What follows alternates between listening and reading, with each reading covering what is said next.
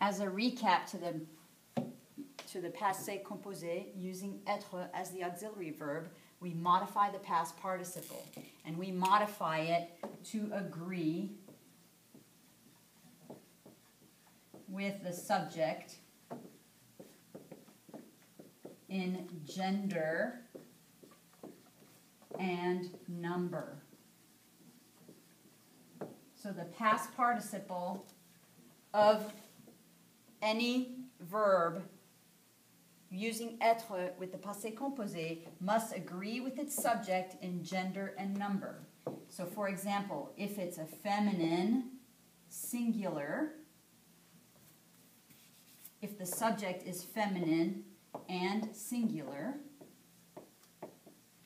you would add an E, monter. We're going to use monter as our example again, monter.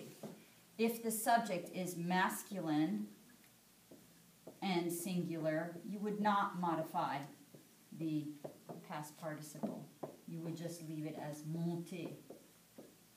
If the subject is feminine and plural, you would add an extra E plus an S to denote the feminine and the plural.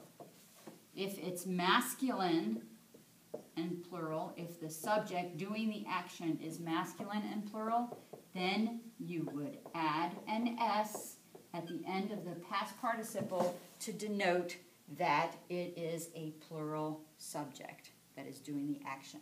Okay, let's recap again. You're using etre with the passé composé. You modify the past participle to agree with your subject in gender and number. If it's feminine singular, you add one E. If it's masculine and singular, you just leave it as is. If it's feminine and plural, you add an E and you add an S. And if it is masculine and plural, you just add an S.